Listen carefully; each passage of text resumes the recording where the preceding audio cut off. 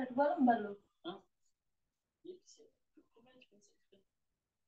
situ mau materi saya review materi.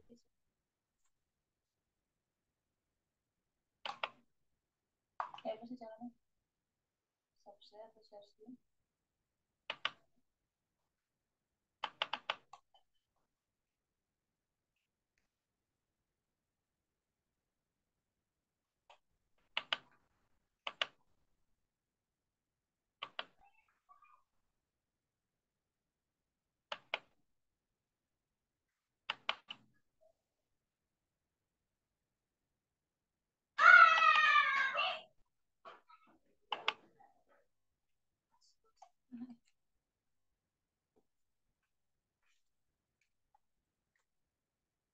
Mas, Mas, telure ono nang ngene. Boleh kalau nang ngene micin-micin ya. Nek kuliah aku. Iya.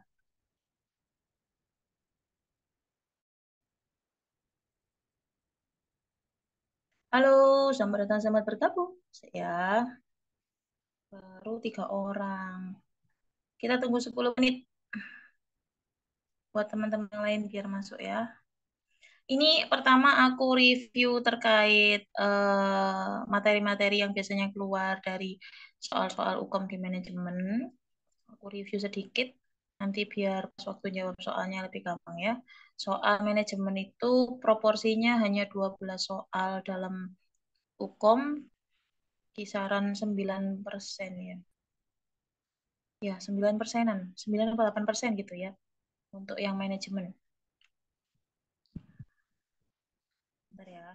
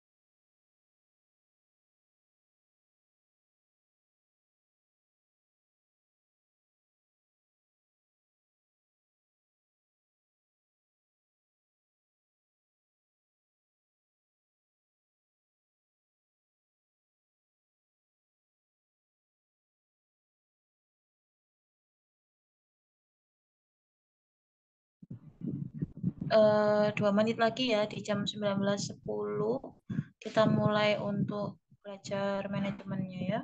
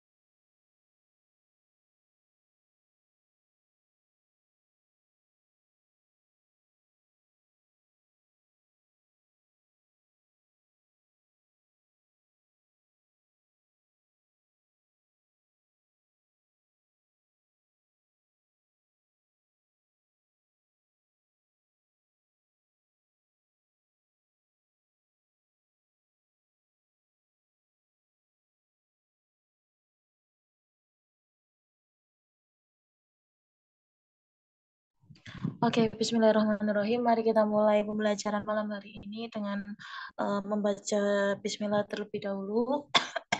Bismillahirrahmanirrahim. Semoga apa yang kita pelajari malam hari ini bisa bermanfaat dan nantinya memudahkan teman-teman saat melaksanakan ujian ya. Di sini manajemen keperawatan ini nggak terlalu banyak soalnya, cuma 12 aja dari 180. Makanya kalau bisa di 12 poin ini teman-teman harus lulus dan maksimal ya, karena eman banget, sayang banget cuma 12 poin terus sampai ada yang salah.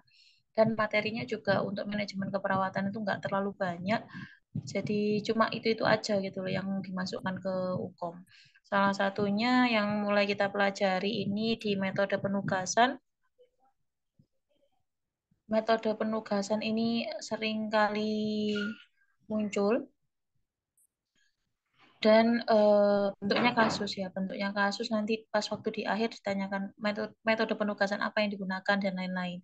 Nah, ini salah satu contoh metode penugasan. Yang pertama ada metode fungsional, di mana metode fungsional ini kepala ruangan itu mengatur perawatnya untuk melakukan tindakan-tindakan yang itu saja. Maksudnya tidak tidak mengurus pasien secara full, tapi hanya melakukan tindakan-tindakan tertentu. Contoh, ada satu pasien yang ada satu perawat yang bagian cek TTV ya, dia seharian satu shift itu dia cek TTV aja. TTV pagi, siang, sama mungkin akhir shift ataupun cuma 2 kali dalam satu hari, dalam satu shift. Kemudian kalau semisal dalam satu hari itu ada pasien yang banyak mengalami luka, misal ada luka diabetes dan yang lain, ada satu perawat yang ditugaskan untuk merawat lukanya, bertanggung jawab merawat lukanya. Kemudian ada yang bagian pengoplosan obat, ada yang pengoplosan serta pemberian obat, terus juga ada yang bagian cuma ngikuti dan ngikuti dokter visit dan dokumentasi, itu namanya metode fungsional. Jadi perawat ini disetting untuk hanya melakukan satu tugas tertentu saja dan tidak memberikan asuhan keperawatan kepada pasien secara full atau secara holistik. Itu metode fungsional. Dan ini metode yang dulu masih digunakan, tapi sekarang masih ada, mungkin ada beberapa rumah sakit yang masih menggunakan hal ini, tapi sekarang sudah mulai beralih ke metode tim ya. Untuk rumah sakit yang besar sudah beralih ke metode tim. Lanjut, selain metode fungsional, kita ada metode tim di mana ini terdiri dari anggota yang berbeda-beda, kemudian bisa memberikan asuhan keperawatan terhadap sekelompok pasien. Nah, biasanya gini, dalam satu ruangan itu kan ada lorong sayap kiri, sayap kanan. Nah, biasanya dalam satu tim yang shift pagi, misal ada 6 orang, nah itu dibagi menjadi dua, ada penanggung jawab satu, penanggung jawab dua. Nah, penanggung jawab satu itu bertanggung jawab di sebelah kanan, sayap kanan, sebelah kiri untuk di penanggung jawab dua. Ataupun kalau dulu aku di rumah sakit Puri Cinere, pemberiannya itu bukan sayap kanan, sayap kiri, tapi metode timnya itu PJ1 itu biasanya full mengurus di pasien yang kelas VIP sama kelas 1. Kalau yang tim kedua itu kelas 2 sama kelas 3 kayak gitu. Itu kalau yang dulu di Puri Cinere yang digunakan. Jadi terserah sih mau pakai yang sayap kanan, sayap kiri, ataupun mau tergantung kelas pasiennya seperti itu. Nah, itu dibedakannya kelas pasien itu bukan maksudnya bukannya kita milih-milih harus ada yang ngurus ini atau enggak, bukan. Cuma itu untuk memudahkan kalau semisal ada dokter yang visit, yaitu tanggung jawab dari tim itu gitu. Ya, selain metode tim, nah kalau di tim ini ada ketuanya ya, ketuanya atau penanggung jawabnya atau PJ. Gampangannya itu PJ, penanggung jawab satu, penanggung jawab dua, itu di bawah naungan kepala ruangan kalau shift pagi. Kalau shift siang ya penanggung jawabnya ya penanggung jawab satu dua ataupun kadang cuma satu satu orang aja kalau sore. Timnya hanya satu tim aja. Kecuali kalau misal kayak rumah sakit besar, Fatmawati gitu, perawatnya lumayan banyak yang ditugaskan dalam satu shift. Kemudian ada metode primer di mana ini satu penugasan di mana satu orang perawat bertanggung jawab penuh selama 24 jam terhadap asuhan keperawatan pasien mulai dari pasien masuk sampai keluar rumah sakit. Nah, ini itu lebih biasanya itu digunakan di ruang-ruang kritis kayak ICU, HCU itu biasanya menggunakan metode primer. Tapi nggak melulu harus primer ya. Biasanya ICU juga bisa menggunakan metode tim juga. Kalau primer ini benar-benar kamu tuh ngurus satu pasien itu full ya, mulai eh, dari dia masuk sampai renpranya itu kamu yang mengerjakan, sampai kamu suap-suapnya juga kamu juga yang mengerjakan. Itu untuk primer. Kemudian kasus. Nah, kalau kasus itu metodenya kayak gini. Dalam satu lorong atau satu ruangan itu ada yang ruangan, misal ruangan medical bedah atau ruangan medical bedah ini terbagi jadi banyak kasus. Ada yang paru-paru, ada yang mungkin jantung, ada yang mungkin khusus untuk ginjal, ada yang mungkin paru-paru yang untuk infeksi. Nah, itu sesuai dengan kasusnya. Nah, ini tuh harus beda-beda. Beda-beda perawatnya. Contoh kalau misal ada kasus yang apa sih namanya paru yang infeksius dengan paru yang non infeksius itu perawatnya harus beda karena untuk meminimalisir terjadinya apa ya namanya penularan infeksi dari tenaga kesehatan kayak gitu ya. Itu untuk metodenya ada 4 macam tadi ya, diingat-ingat. Yang pertama metode fungsional, itu kata kuncinya mereka melakukan tindakan tertentu dan itu saja selama satu shift. Kalau yang metode tim ini dibagi ada satu pimpinan atau ada satu ketua dan di mana diikuti beberapa anggota, biasanya pimpinannya tuh nurse, anggotanya tuh D3.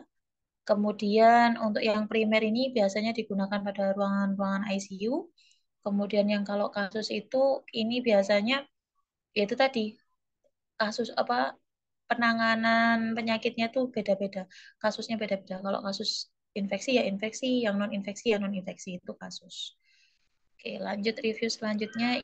Ini biasanya juga keluar di tingkat ketergantungan pasien. Biasanya nanti itu di dalam soal itu disebutkan pasiennya itu dengan menggunakan kateter dan lain-lain, dia masuk ke tingkat ketergantungan apa. Nah, tingkat ketergantungan pasien ini ada minimal care, di mana minimal care itu bisa mandiri dan hampir tidak memerlukan bantuan. Ini kriterianya mampu naik turun tempat tidur, mampu ambulasi dan berjalan sendiri, mampu makan dan minum sendiri, mampu mandi sendiri, atau mandinya dibantu sebagian, sikat gigi bisa, pakaian sendiri bisa, BAK bisa, ataupun BAK dengan sedikit bantuan. Kemudian psikologisnya stabil, pasiennya sadar. Kemudian kalau misal dia menjalankan prosedur operasi, ya operasinya hanya operasi ringan. Semisal kalau di ruangan anak-anak, di ruangan anak-anak, di ruangan dewasa, mungkin dia habis biopsi atau apa yang memang hanya dirawat cuma 1 hari kayak gitu. Ataupun minimal care ini pasien-pasien yang sudah arahnya mau sembuh itu biasanya ketergantungannya hanya minimal sekali. Kemudian partial partial care. Kalau partial care itu membutuhkan bantuan satu orang untuk naik turun tempat tidur, butuh bantuan untuk ambulasi atau berjalan, butuh bantuan dalam menyiapkan makanan, butuh bantuan untuk makan, butuh bantuan bersihan mulut, butuh bantuan untuk berpakaian dan dandan, dan butuh bantuan untuk BAB-BAK. Biasanya pos operasi minor dalam kurang lebih waktu 24 jam atau melewati fase akut dari pos operasi mayor, terus fase awal dari proses penyembuhan, biasanya kan kalau misal pasien-pasien dengan DBD, tipes dan yang lain-lainnya, pas waktu awal-awal kan dia semuanya hampir hampir sebagian lah kita bantu untuk aktivitasnya, nggak mungkin kita biarkan mereka melakukan sendiri karena takut nanti jatuh dan yang lain-lainnya. Kemudian kita observasi tanda vitalnya setiap 4 jam sekali dan ada gangguan emosional ringan. Maksudnya gangguan emosional ringan itu mungkin kayak gini ya teman-teman. Kalau teman-teman lagi badannya baru sakit dan lagi di fase benar-benar sakit, itu dia kayak gampang emosi kayak gitu. Itu di partial care ya. Lebih mudah tersulut kalau partial care itu pasiennya. Kemudian di total care, nah di total care itu membutuhkan 2 orang atau lebih untuk mobilisasi dari tempat tidur ke kereta dorong atau kursi roda. Ini benar-benar pasien yang bed rest total gitu ya. Terus membutuhkan latihan pasif, contohnya ROM pasif. Kemudian kebutuhan nutrisi dan cairan dipenuhi lewat infus atau NGT, di oral hygiene juga, dimandikan, kemudian menggunakan kateter, pasien yang nggak sadar ini pasien-pasien ICU, pasien-pasien HCU, atau pasien-pasien dengan di ICCU. Kemudian kondisinya nggak stabil, observasi TTV-nya setiap jam, hampir setiap jam, mungkin dia ada luka bakar atau luka, kemudian ada kolostomi, menggunakan alat bantu pernafasan, baik itu selang nafas ataupun bisa juga pakai ventilator, menggunakan VSD, kemudian nih ada traksi kalau misal dibutuhkan traksi, kemudian mungkin pasiennya habis operasi tulang belakang, ada gangguan di tulang belakangnya, otomatis kan ada gangguan juga di proses pergerakan mobilitas ekstremitasnya. Kemudian pasiennya bingung dan disorientasi. Kalau total care itu pokoknya dia benar-benar tidak bisa melakukan kebutuhannya itu sendiri dan dibantu penuh itu total care ya. Contohnya pasien-pasien dengan kateter, NGT gitu-gitu pasti masuk ke total care. Jadi itu diingat-ingat tingkat ketergantungan pasien itu ada 3, ada minimal care, partial care, sama total care ya. Kemudian ini juga sering keluar strategi pemecahan konflik. Jadi dalam sebuah ruangan itu memang kan banyak orang, banyak kepala. Seringkali perawat satu dengan perawat yang lainnya ataupun perawat dengan teman sejawat itu terjadi beberapa konflik. Nah, ini sebagai seorang kepala ruangan atau sebagai seorang leader itu harus punya strategi untuk melakukan pemecahan konflik yang terjadi di antara perawat ataupun perawat dengan sejawat. Nah, strateginya itu ada banyak. Yang pertama menghindar. Menghindar itu bisa dilakukan kalau semisal teman-teman di ruangannya itu ada sebuah masalah yang nggak penting. Jadi kalau semisal diurusi nanti makin makin besar, makanya udah diabaikan saja. Itu namanya strategi menghindar. Ya, menghindarnya ini tujuannya untuk menenangkan diri biar tidak berlarut-larut masalahnya. Itu strategi yang pertama. Kemudian mengakomodasi. Mengakomodasi ini misal gini, kita sebagai kepala ruangan ada masalah nih di anggota kita. Terus kita memberikan kesempatan kepada leader atau penanggung jawab pada saat itu untuk menghandle atau memberikan kesempatan kepada dia untuk gimana sih ini cara penyelesaiannya, atau biar dia dulu yang mikir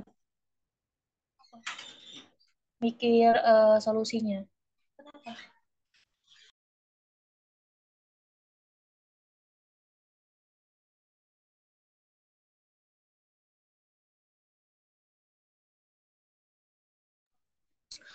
ya, maaf ada sedikit gangguan. Kemudian tadi kan menghindar, kedua mengakomodasi, kemudian ketiga ini ada kompetisi. Nah, kompetisi ini biasanya digunakan kalau semisal ada dua orang yang berseteru, terus tidak bisa digunakan teknik menghindar, tidak bisa digunakan teknik akomodasi. Coba dikasih kompetisi atau challenge. Kalau semisal ada yang menang ya dikasih reward, kalau yang kalah ya dikasih punishment. Itu sudah apa sih namanya? Sudah hukum alam. Jadi setiap kali kita adakan ataupun kita gunakan teknik kompetisi ya teman-teman harus menyiapkan reward dan punishment untuk yang menang dan yang kalah. Itu kompetisi, kemudian kompromi atau negosiasi. Nah, semisal sudah buntu, nggak ada solusi dari masalah yang terjadi, ya kita bernegosiasi gimana enaknya, biar sama-sama merasakan win-win solution. Jadi nggak ada yang merasa dirugikan dalam sebuah konflik. Itu biasanya digunakan ini ya. Jadi sama yang terakhir kolaborasi. Nah, kolaborasi ini ya kita ngajak individu yang terlibat itu gimana nih solusinya untuk kedepannya. Ayo bareng-bareng diselesaikan bersama-sama. Itu kolaborasi seperti itu. Jadi diingat-ingat kalau untuk strategi dan konflik itu ada menghindar dengan tujuan untuk menenangkan orang yang berkonfrontasi atau orang yang bermasalah dan menghindari masalah-masalah yang menurut kita kurang penting itu bisa menggunakan menghindar, kemudian mengakomodasi itu memberikan kesempatan orang lain untuk membantu menyelesaikan masalahnya. Kemudian kompetisi tadi diberikan reward dan punishment untuk yang menang dan yang kalah.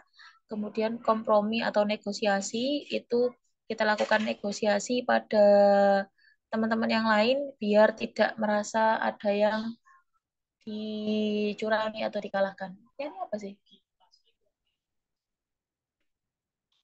Oh,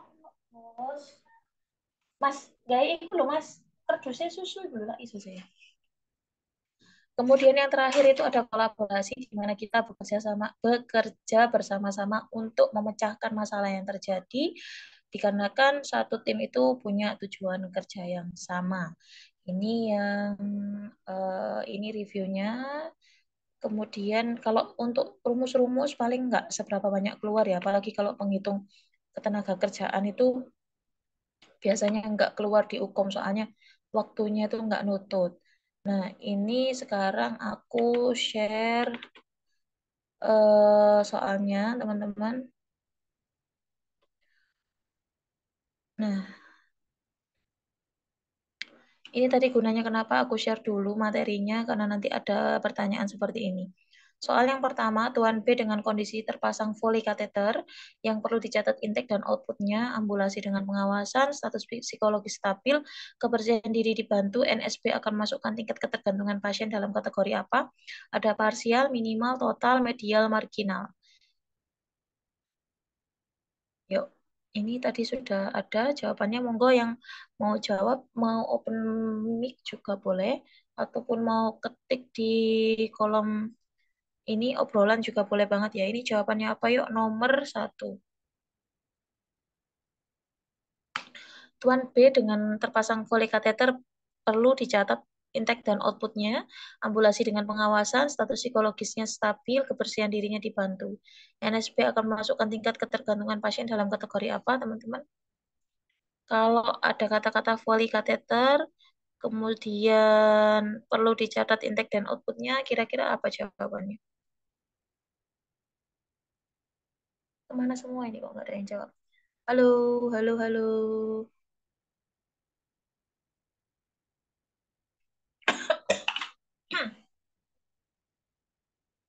Yuk teman-teman jawabannya apa? Total. Yang lain?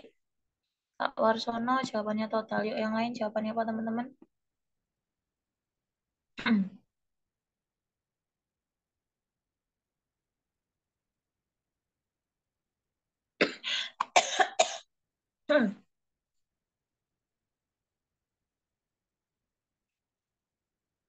Oke, bahas aja ya. Jadi pada pasien ini, karena pasiennya terpasang Foley kateter yang memang perlu dicatat intake dan outputnya, pasien ini dimasukkan ke dalam kategori total ya teman-teman. Apalagi ini kata kuncinya di Foley kateter dan ambulasi dengan pengawasan.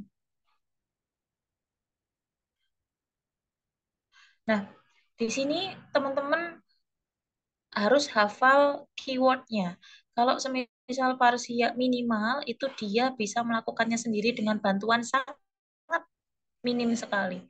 Kalau parsial itu dibantu sebagian ya, dibantu sebagian, makanya dibantu untuk menyiapkan dan lain-lain itu parsial. Kalau total itu memang benar-benar full dibantu.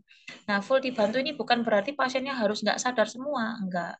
Pasien-pasien sadar dengan kondisi dia mungkin ada kerusakan di apa sih namanya tulang belakang sehingga dia mengalami keterbatasan di ambulasinya itu juga termasuk di kebutuhan total teman-teman. Jadi kebutuhan total itu ketergantungan total itu enggak melulu pasiennya enggak sadar. Pasien sadar sudah bisa dimasukkan ke total, tapi dengan catatan dia ada kelemahan di ekstremitas ataupun mungkin dia intoleransi aktivitas gara-gara ada penyakit jantung yang memang tidak memungkinkan dia untuk beraktivitas sendiri. Itu ya. Jadi jawabannya adalah C total. Oke, next ya. Nah, ini pasien dengan kondisi terpasang Foley kateter, ambulasi dengan pengawasan dan kebersihan diri dibantu, termasuk ke dalam golongan pasien dengan tingkat ketergantungan total kepada perawat ya. Lanjut, soal nomor 2.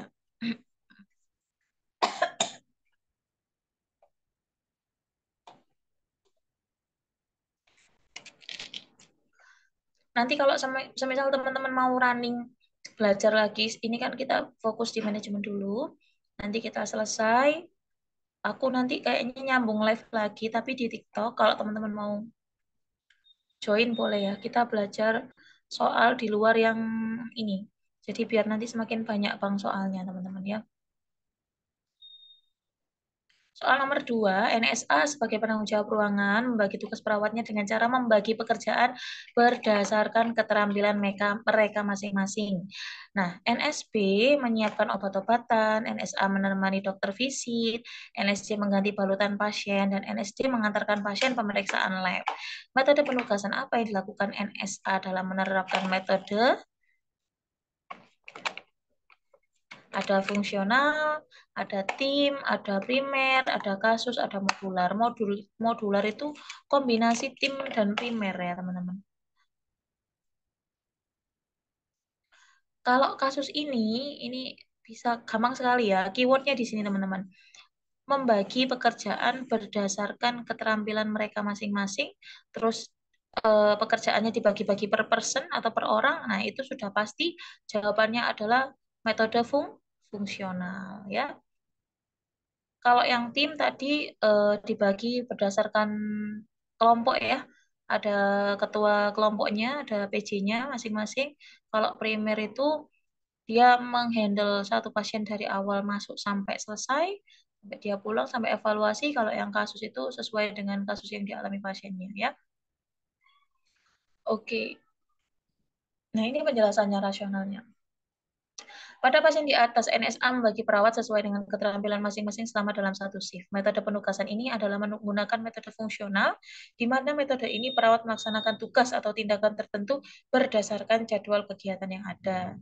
Jadi sebagai PJ, biasanya ada limpahan dari yang shift malam, besok itu planningnya pasien ini ronsen, pasien ini hemodialisa, pasien ini dilakukan rawat luka, pasien ini fisioterapi. Nanti itu dicatat semua sama leadernya. Terus nanti biasanya kalau menggunakan fungsional ya dibagi-bagi. Kamu yang nganter ronsen, kamu yang rawat luka, kamu yang ini, kamu yang ini. Tapi kalau metode tim ya dibagi sesuai timnya. Kamu pegang pasien berapa?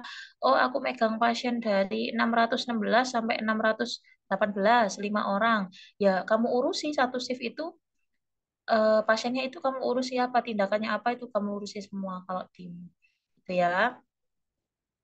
Kemudian metode ini digunakan sebagai pilihan terbatasnya jumlah dan kemampuan perawat sehingga setiap perawat hanya mampu menjalankan 1 sampai 2 jenis tindakan atau intervensi kepada semua pasien yang dirawat.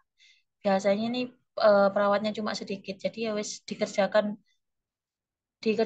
metode fungsional ini wis yaitu ya cek TTV, ya rawat luka, ya ini. Nggak seberapa banyak perawatnya, jadinya menggunakan metode fungsional. Di rumah sakit dekat rumahku masih ada yang menggunakan metode fungsional. Karena satu shift cuma 2 orang, sementara pasiennya ada 20 sampai 25. Lanjut ya. Nah, ini juga sama metode penugasan. Sebuah ruang rawat bedah memiliki 9 perawat dengan kualifikasi 6 orang perawat lulusan D3 keperawatan dan sisanya sarjana keperawatan. Kalau sisanya berarti 3 orang lagi tim nurse. Apakah metode penugasan yang tepat diterapkan pada ruangan tersebut?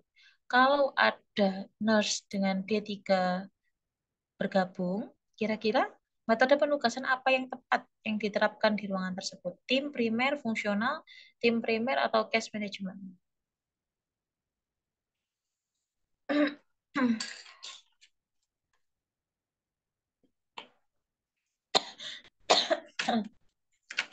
Kok jadi batuk sih?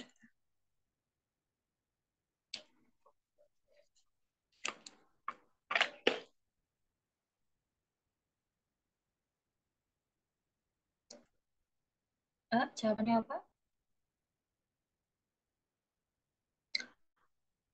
Oke, ketika dalam sebuah ruangan ada 9 perawat, di mana 6 itu di tiganya itu S1 nurse, maka yang tepat adalah diberikan atau dilakukan metode penugasannya tim. Di mana metode metode tim ini terdiri atas anggota perawat yang berbeda-beda dalam memberikan asuhan keperawatan terhadap sekelompok pasien. Perawat profesional dan pelaksana akan bekerja dalam satu tim yang saling membantu dan akan dipimpin oleh satu orang yang disebut ketua tim atau Katim. Nah, pada kasus di atas, komposisi 3 perawat sarjana dengan 6 perawat D3 sangat tepat jika metode penugasan yang diambil adalah dengan metode tim. Ya, bisa satu nurse dengan 2 D3 ataupun nanti bisa dibagi sesuai dengan kebutuhannya ya. Jadi yang tepat digunakan adalah metode tim. Ini belajarnya cepat ini kalau manajemen soalnya komposisinya cuma sedikit. Nanti running langsung di live TikTok ya. Kemudian ini soal yang selanjutnya. Saat pergantian shift perawat, Peter mengingatkan kepada perawat Z bahwa pukul 14.50 transfusi dari pasien A habis dan harus diberikan transfusi selanjutnya.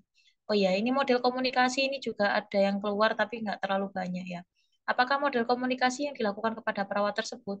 Model komunikasi ke atas, model komunikasi ke bawah, model komunikasi vertikal, diagonal, atau horizontal? Kira-kira yang mana teman-teman jawabannya?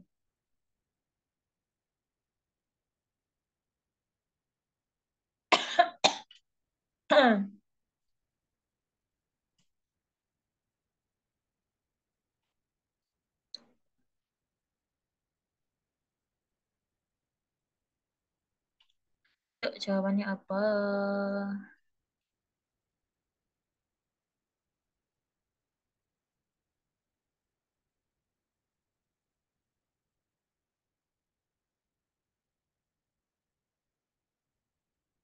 Oke, aku bahas ya. Jadi model komunikasi ini ada horizontal dan ada vertikal.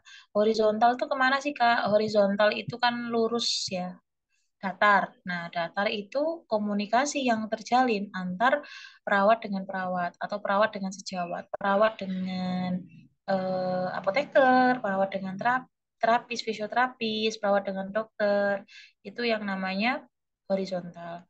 Tapi kalau misal arahnya vertikal atau naik ke atas, itu dengan atasan kita, contoh dengan leader.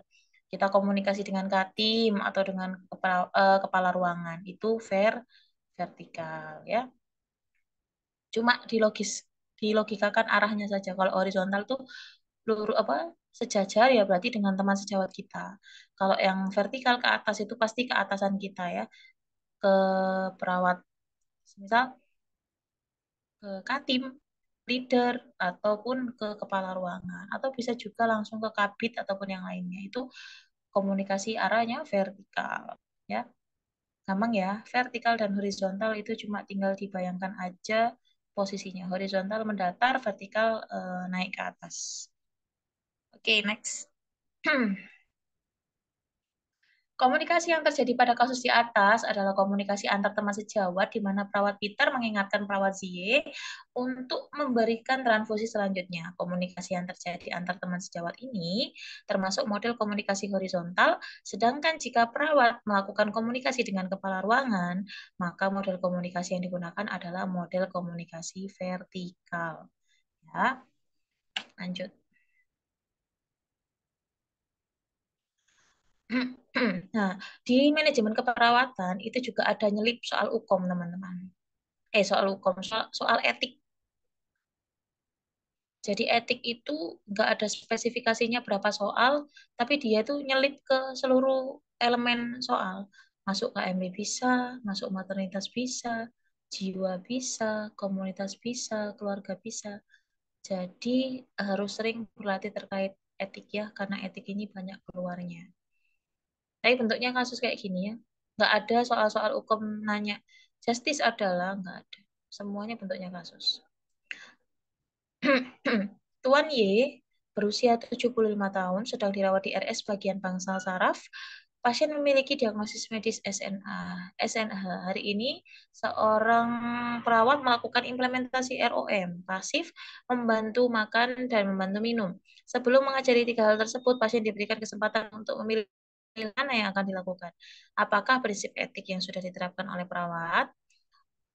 FYI, non-maleficent itu tidak berbuat merugikan, confidentiality itu kerahasiaan, beneficent itu berbuat baik, autonomi menghargai hak pasien, justice itu berlaku adil. Oke, tadi Kak Warsono sama Kak Winnie ya. Kak Salsabila sudah jawab D. Oke, betul. Jawabannya D, di mana ini pada kasus ini perawat ini sudah menerapkan prinsip etiknya autonomi, di mana dia menawarkan pasiennya mau dilakukan apa dulu nih. Nah, itu menghargai hak pasien untuk mengatur atau ya untuk mengatur dirinya ini mau diapakan, intervensi apa yang lebih didahulukan pada dirinya. Itu prinsip autonomi ya. Autonomi selain eh, menawarkan tindakan, menawarkan informed consent itu juga autonomi. Kemudian pasien menolak atau pasien menerima intervensi itu juga autonomi. Kemudian kalau non maleficient itu kita harus melakukan tindakan sesuai SOP. Karena jika tidak dilakukan sesuai SOP itu akan membuat kerugian pada pasien. Contoh, harusnya pasien anak-anak diberikan kompres hangat terlebih dahulu atau kompres dingin sebelum dilakukan pemasangan infus ya untuk mengurangi nyeri. Tapi ternyata perawatnya lupa. Kemudian pas waktu dipasang, anaknya rewel, akhirnya ditusuk berkali-kali. Nah, itu akan menimbulkan karena kita lupa melakukan kompres hangat dan kompres dingin, menimbulkan anak ini jadi rewel, jadi trauma dan lain-lain. Itu namanya kita sebagai perawat tidak menerapkan prinsip non maleficient. Kemudian confidentiality itu menjaga kerahasiaan, selain menjaga kerahasiaan kondisi pasien dan lain-lain, termasuk salah satunya hal kecil yaitu menutup tirai atau scarum saat melakukan tindakan. Itu confidentiality. Kalau beneficiency itu beneficient contohnya pada pasien-pasien dengan partial care, kita membantu untuk menyiapkan makan, membantu untuk membersihkan dia setelah BAB atau BAK, itu termasuk salah satu tindakan beneficient atau berbuat baik kepada pasien. Kalau yang justice, justice itu melakukan tindakan atau melakukan asuhan keperawatan sesuai dengan kondisi pasiennya. Jadi tidak memilah-milah. Misal ada pasien dengan BPJS kelas 3 itu terjadi apa sih namanya henti jantung, kemudian bareng pada saat itu masuk pasien VVIP dengan hanya diare saja. Terus kamu mendahulukan pasien VVIP daripada pasien BPJS kelas 3 dengan henti jantung itu tadi. Nah, itu berarti kamu sudah melanggar prinsip justice. Nah, justice itu harus melakukan sesuatu sesuai dengan porsinya atau adil ya. Contoh lagi pada teman-teman lagi dinas di IGD, ketika teman-teman melakukan triase, ya triase merah ya apa diprioritaskan. Jangan karena triase merah kamu nggak mau berat kalau di merah aku mau ke kuning atau ke hijau aja itu nggak boleh. Berarti itu sudah melanggar prinsip justice ya atau berlaku adil. Data fokusnya di mana? Tadi ini ya, data fokusnya ini pasien perawat menanyakan mau dilakukan apa terlebih dahulu dan pasien diberi kesempatan untuk memilih latihan. Itu kata-kata dari kata kunci dari autonomi. Oke, next, ini soal selanjutnya. Dalam pemberian tugas di IGD, Kepala Ruang membagi tugas perawat pelaksana dalam beberapa kelompok. Kepala Ruangan memilih harapan agar mencapai pelayanan yang profesional. Setiap kelompok terdiri satu perawat yang bertanggung jawab kepada anggotanya. Perawat yang dipilih untuk menjadi penanggung jawab merupakan perawat yang sudah memiliki pengalaman yang lebih dibandingkan dengan anggotanya. Apakah model asuhan keperawatan pada ruang IGD tersebut? Yuk, apa teman-teman?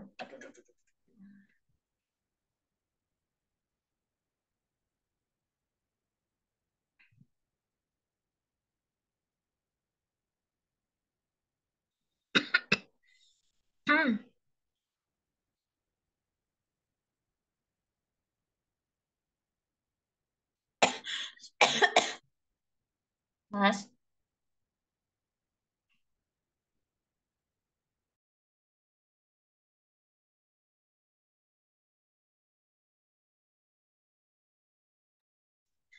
oke, teman-teman, gampang ya. Ini keywordnya adalah setiap kelompok terdiri dari satu perawat yang bertanggung jawab terhadap anggotanya. Berarti kalau kayak gini sudah pasti atau sudah dipastikan bahwa satu perawat ini dijadikan Katim atau ketua tim. Kalau sudah ada ketua tim, pasti model asuhan keperawatan yang dilakukan adalah tim ya. Jawabannya adalah A. Kata kunci pada atas adalah setiap kelompok terdiri dari satu perawat yang bertanggung jawab terhadap anggotanya. Pada kasus di atas, model asuhan keperawatan yang dilakukan adalah dengan metode tim, di mana ada satu perawat yang memimpin dan bertanggung jawab terhadap anggotanya. Teman-teman harus mulai berlatih untuk scanning atau baca cepat, biar tidak menghabiskan banyak waktu saat membaca Fignet-nya ya. Jadi scanning seret, data yang menonjol, yang muncul paling banyak, atau data mayor yang paling banyak muncul, yaitu jawabannya. Gitu ya. Harus berlatih untuk scanning atau baca cepat karena waktu kita satu soal hanya 1 menit saja. Oke, lanjut. Nah, ini sering muncul kalau TT, tapi soalnya nggak banyak, paling satu gitu kan, satu soal gitu aja dalam 180 tuh cuma satu soal aja terkait BOR ya, bed occupancy rate untuk menghitung prosentase penggunaan tempat tidur. Siapa, Mas? Di ruang penyakit dalam RSM, jumlah pasien yang dirawat tanggal 1 September 97, 2 September 98, 3 September 100, 4 September 89, maka jumlah hari perawatan dari tanggal 1 sampai tanggal 4 ini adalah 384 selama 4 hari atau selama periode. Misalnya jumlah TT kita ada 200 TT, Anda sebagai kepala ruangan hitunglah bor di ruang tersebut. Hanya untuk 4 hari ya, periodenya 4 hari, bukan 1 tahun. Kira-kira apa jawabannya teman-teman?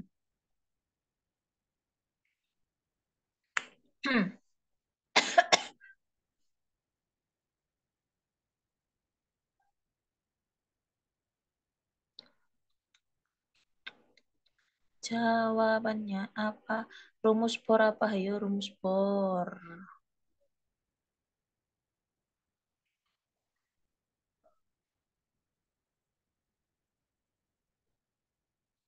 Ayo, jawabannya apa? Ayo.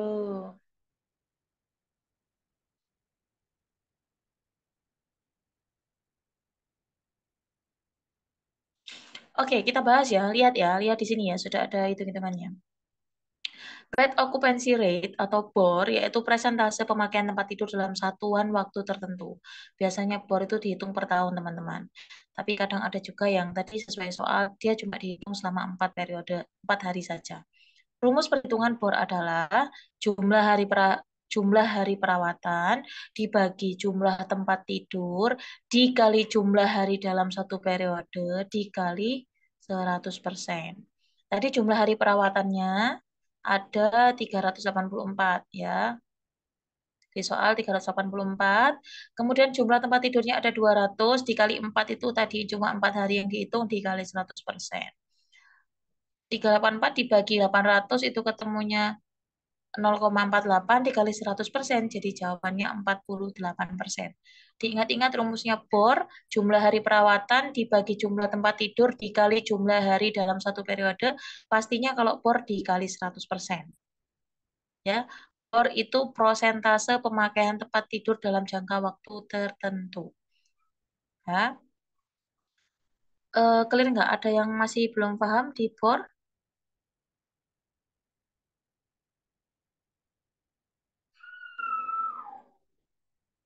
Ada yang mau ditanyakan untuk di bor? Rumusnya diingat-ingat, ya.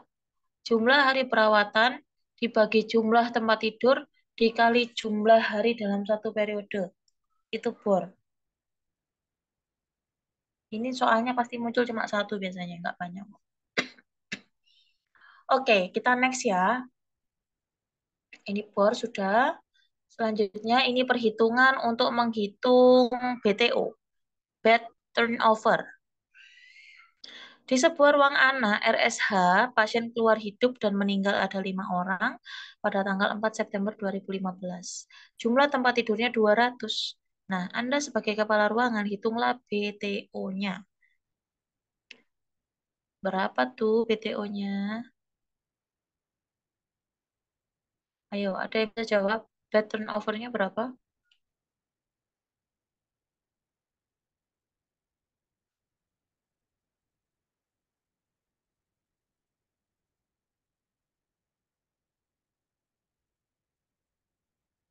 Langsung ya.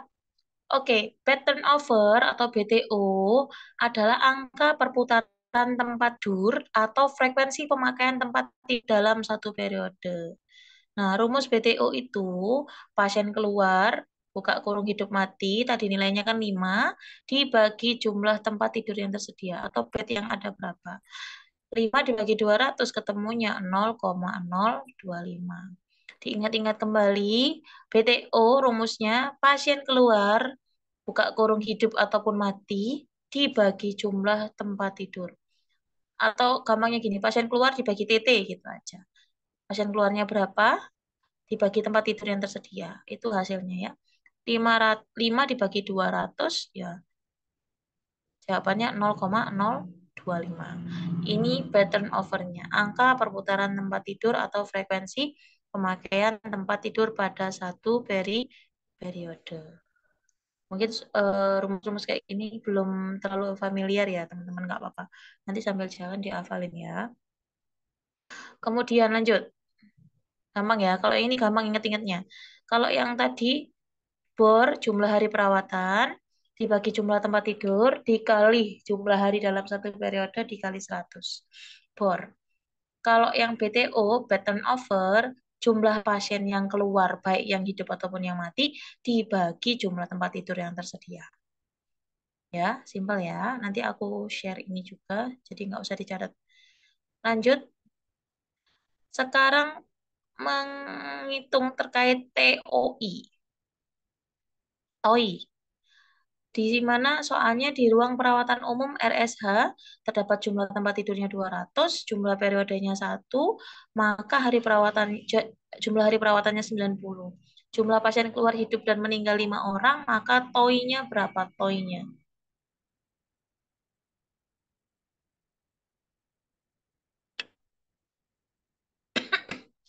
TOI-nya, TOI, TOI, TOI. Langsung ya. Nah, TOI adalah rata-rata tempat tidur tidak ditempati dari saat terisi ke saat terisi selanjutnya. Nilai parameter TOI yang ideal adalah 1 sampai 3 hari. Maksudnya gini, pasiennya pulang, kemudian tempat itu kosong sampai terisi lagi itu jaraknya berapa lama gitu ya. Itu idealnya 1 sampai 3 hari. Tapi kan ada rumah sakit yang sepi, bisa jadi TOI-nya semakin memanjang. Rumusnya, jumlah tempat tidur dikali periode harinya, dikurangi hari perawatan, dibagi jumlah pasien keluar dalam kondisi hidup ataupun mati. Jumlah tempat tidurnya tadi kan 200 ya. Di sini soalnya 200 dikali jumlah periodenya 1. Perkalian dahulukan sebelum melakukan pengurangan. Setelah sudah ada hasilnya 200 kali 1 200 dikurangi 90 ya, berarti ketemunya 110. Kemudian jumlah pasien keluarnya tadi ada 5, baik yang hidup ataupun yang meninggal. Berarti 110 dibagi 5 ketemunya 22 hari. Jadi jarak antar satu bed ke bed yang lain baru ditempati itu 22 hari selanjutnya. Jadi lama ya, nggak seberapa banyak pasiennya kayak gitu rumah sakitnya. Idealnya rumah sakit itu cuma 1 sampai 3 hari perputaran bed yang kosong. Iya, diingat-ingat TOI, rumusnya jumlah tempat tidur dikali periode dikurangi hari perawatan dibagi jumlah pasien keluar. Ya, diingat-ingat. Jumlah tempat tidur dikali periode dikurangi jumlah hari perawatan dibagi jumlah pasien keluar. Ya, itu rumus dari TOI. Ya, oke, kita lanjut. Nah, kalau ini teman-teman udah bisa jawab lagi nih. Yuk, dijawab. Pasien Tuan A di ruang teratai mampu melakukan kebersihan diri sendiri, mandi, ganti pakaian dan minum dengan status psikologisnya stabil dan hanya perlu pengawasan dalam ambulasi ataupun gerakan. Berdasarkan hal di atas, Tuan A merupakan pasien dengan ketergantungan. Apa teman-teman?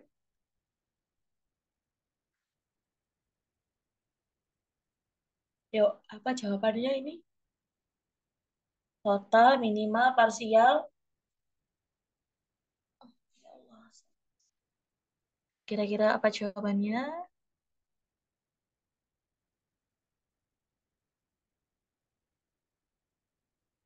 C. C. Oke, yang lain.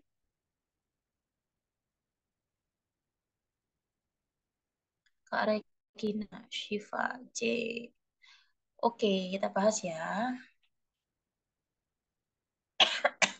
Pada pasien di atas, pasien mampu melakukan aktivitasnya sendiri dan hanya perlu diawasi dalam proses ambulasi atau mobilitasnya. Maka pasien ini merupakan pasien dengan tingkat ketergantungan minimal pada perawat ya. Minimal sekali karena hanya perlu pengawasan saja. Kalau semisal tadi soalnya dia melakukan kebersihan diri sendirinya masih dibantu, ganti pakaian dan minumnya masih dibantu, berarti dia masuknya ke parsial atau dibantu sebagian. Kalau total ya memang dibantu seluruhnya. Tapi perlu diingat lagi, pasien dengan total care tidak selalu dengan penurunan kesadaran. Ya, ada yang sadar, ada yang tidak. Tinggal dilihat tingkat kebutuhannya. Dia butuh dibantu total, sebagian hanya minimal. Ya, gitu ya tandanya. Ini kode etik lagi.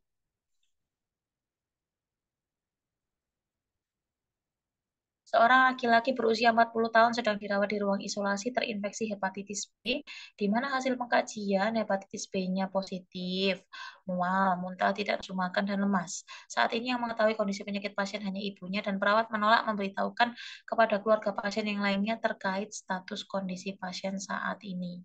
Yuk, kira-kira prinsip etik apa yang dilakukan oleh perawat di atas? A. Fidelity, B. Veracity, C. Autonomy, D. Beneficent, E. Confidentiality. Kira-kira yang mana nih?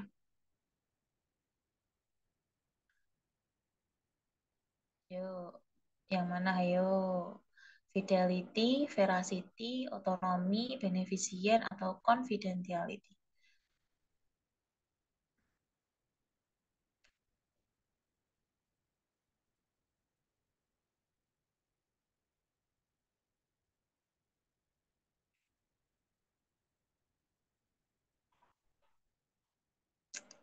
Oke, dijawab ya teman-teman ya. Karena ini pasien yang mengalami penyakit dengan hepatitis B yang bisa melakukan penularan.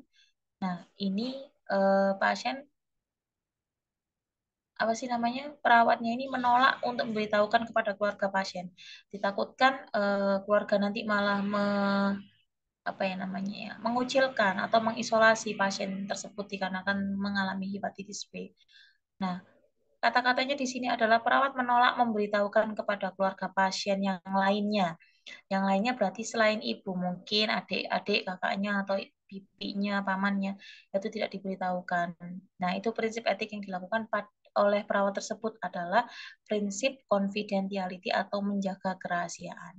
Nah, menjaga kerahasiaan itu selain menjaga kerahasiaan pasien ini sakit apa, ya tadi menutup sekerem, kemudian apa sih namanya biasanya ya biasanya ini yang sering kita langgar tanpa kita sadari seorang perawat itu kalau misal pulang naik angkutan umum terus bareng sama teman-temannya terus nyeritain pasiennya nah itu termasuk buka termasuk melanggar confidentiality ataupun nyampe rumah cerita ke istri cerita ke suaminya atau cerita ke ibunya gitu tentang pasien yang dia kerjakan hari ini ya itu termasuk melanggar prinsip confidentiality ya itu termasuk melanggar prinsip confidentiality.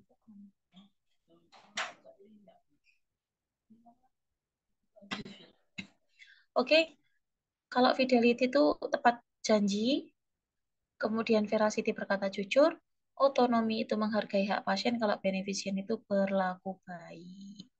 Lanjut ya.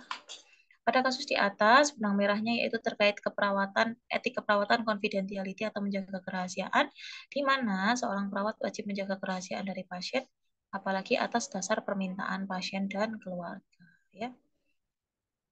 Oke, soal selanjutnya. Gampang ini, yuk.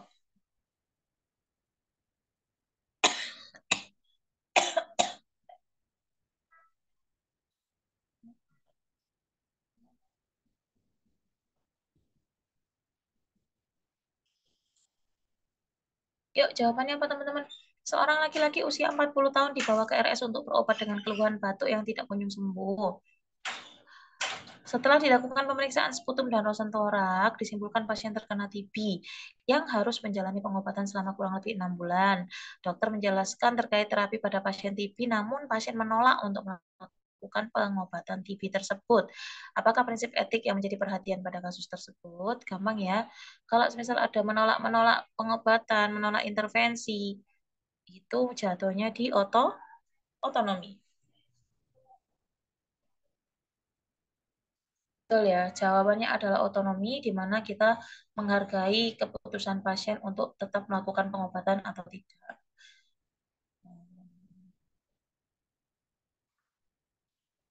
Oke, nah sudah selesai. Soalnya hanya 12. Sik, sik, sik. Nah, aku review lagi yang tadi ya, yang mungkin yang baru gabung ini biar nggak ketinggalan. Sik, materi resume.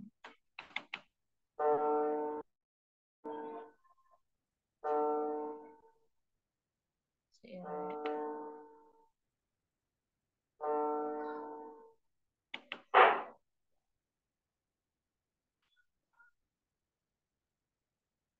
Nanti share materi tentang hitungan tadi ya. Siap, siap Kak. Nanti habis ini aku share ya. Oke, kok belum muncul ya di tempat kalian Nurse kok belum izin bertanya. belum muncul ini ya. Permisi, Nurse. Izin Iya bertanya. iya boleh boleh boleh boleh. Monggo. Apa Kak? Mau tanya, misal pasiennya itu sakitnya parah, parah sekali. Terus Mm-mm. harus dilakukan tindakan apa gitu contohnya kan. Terus habis itu tapi pasiennya itu nggak mau, tuh apa, tetap masuk ke otonom. Iya. Jadi gini, Kak. Kita kalau memang dianya sudah kita edukasi sebagai tenaga kesehatan kan kita tetap berusaha agar pasien itu tetap mendapatkan perawatan terbaik ya. Misal pasien yang menolak untuk misal dia ada penyakit gastritis ya, gastritisnya udah kronis, sudah sering kambuh, terus ini kan harus dilakukan endoskopi ya. Dari advice dokternya harus endoskopi. Tapi pasien menolak dengan arti dengan alasan takut dan lain-lainnya. Tugas kita adalah melakukan edukasi dulu. Kita jelaskan kalau semisal menjelaskan terkait tindakan kayak kayak endoskopi dan lain-lain. Kalau memang perawatnya kurang mumpuni, bisa dialihkan ke dokternya, diedukasi terkait apa yang mau dilakukan. Kalau memang sudah dilakukan edukasi, tapi pasiennya tidak merubah keputusannya, ya sudah kita hargai keputusan dia, tapi dengan catatan dia harus tanda tangan. Tanda tangan kalau dia sudah sudah diedukasi dan menolak untuk dilakukan tindakan. Nah, kenapa harus ada dokumentasi? Ya, itu yang nanti tujuannya untuk menyelamatkan kita, Kak. Karena ya takutnya itu tadi. Sekarang media sosial tuh gampang banget viralnya. Takutnya nanti, lu, oh ini harusnya udah di endoskopi, malah nggak di endoskopi. Padahal pasiennya nolak nih. Kalau semisal teman-teman udah nolak, nggak didokumentasikan, kalau dia nolak, nggak ada tanda tangan ya teman-teman nggak kuat. Nanti teman-teman bisa masuk penjara gara-gara gitu doang. Ya, jadi kita tetap kalau otonomi itu dalam artian aku nggak mau diiniin, ya udah Pak, terserah, nggak kayak gitu. Tetap kita lakukan edukasi dulu, kita jelaskan. Kalau semisal memang sudah dijelaskan tapi tetap tidak mau melakukan apa yang sudah kita jelaskan atau kita advice, ya sudah, monggo. Tapi tetap kamu sodorkan surat untuk penolakan. Nah, surat penolakan tuh banyak. Misal menolak untuk tindakan, terus misal untuk pulang paksa. Misal pasiennya ini kondisinya masih demam tinggi nih anaknya, demam tinggi, tapi orang tuanya minta pulang aja, udah dirawat di rumah aja, dirawat di rumah. Nah, kalau anak-anak demam tinggi itu kan rawan kejang. Nah, itu kasih form pulang paksa. Monggo diisi, Bu. Nanti kalau sudah diserahkan kepada kami dengan catatan sudah diedukasi terlebih dahulu gitu ya. Baru kita menghargai hak otonomi pasiennya. Jangan langsung gak mau ya wes otonomi bah terserah mau dia nggak mau atau enggak tetap kita lakukan edukasi. Setelah itu kalau memang tidak bisa di negosiasi lagi ya wes otonomi monggo tapi ya tadi dokumentasinya jangan lupa ya itu kayak ini ya Baik, pasien-pasien dengan gagal apa sih namanya yang pasien terminal yang harus dilakukan kan biasanya pasien-pasien terminal itu kan keluarga dijelaskan Bu Pak ini pasiennya nanti nggak lama nanti kalau misal ada henti jantung harus di RJP dan lain-lain itu kan ada sebagian keluarga yang menerima untuk dilakukan RJP ada yang tidak kalau tidak kan pasiennya dikasih gelang ungu ya kalau semisal dia menerima ya nanti ketika dia ada henti jantung ya dilakukan proses CPR atau RJP itu tadi. Kalau tidak sudah diedukasi nggak mau, kasihan sus nanti patah tulang dan lain-lain ya. Tinggal disodorkan formnya untuk menolak tindakan RJP saat terjadi henti jantung. Nanti pasiennya jadinya pasien DNR gitu ya. Kayak gitu. Kalau untuk nakes itu harus hati-hati di situ ya. Ada lagi yang mau tanyakan? udah terima kasih nurse. Sama-sama. Oh iya, untuk yang apa sih namanya manajemen ini biasanya yang hitung-hitungan tuh cuma bor ya tadi yang inget-inget ya bor, TOI sama apa tadi ya? Kok aku lupa Rek? Bor, TOI sama satu lagi tuh yang sering keluar tuh itu tiga itu. Kalau yang kebutuhan apa sih namanya? Kebutuhan tenaga kerja itu nggak keluar Rek. Kamu ngitungnya sampai botak nanti nggak ketemu. Susah soalnya kalau perhitungan tenaga kerja itu harus ada coret-coretan dan nggak mungkin waktunya pendek. Apa ya tadi ya? Toi terus BTO ya. BTO, TOI sama BOR. Ini nanti kalau semisal teman-teman Kak kurang contoh soalnya nanti aku carikan lagi soal untuk perhitungan BTO, BOR sama TOI. Oke. Ini nanti aku share di grup. Habis ini langsung aku share aja biar nanti bisa buat teman-teman review dan teman-teman kalau semisal masih mau belajar lagi ini kan manajemen selesai kemarin yang sudah kita selesaikan tuh keperawatan anak medical bedah sama manajemen besok kita beranjak ke maternitas nanti aku bikinkan beberapa ulasan ya maternitas itu kan ada kayak rumus-rumus perhitungan berat janin HPHT gitu-gitu nanti kita review dulu sebelum kita masuk ke soal karena di soal itu beberapa ada yang soal-soal perhitungan seperti itu ya teman-teman ya. Ada yang mau tanyakan lagi? Kalau tidak ada, aku akhiri nanti teman-teman bisa lihat reviewnya di YouTube juga dan yang mau ikut belajar lagi di TikTok bahas soal KMB boleh nanti langsung ke TikTok aku ya. Oke, terima kasih banyak atas atensinya malam hari ini teman-teman. Mohon maaf selama pelajaran kalau aku ada salah-salah kata. Semoga apa yang aku sampaikan malam hari ini bisa bermanfaat untuk teman-teman ke depannya dan teman-teman bisa lulus UKOM kompeten semuanya. Tidak ada yang mengulang, semuanya first taker. Jadi langsung lulus dan langsung bisa mendapatkan pekerjaan yang layak ya, teman-teman ya. Terima kasih banyak. Wassalamualaikum warahmatullahi wabarakatuh.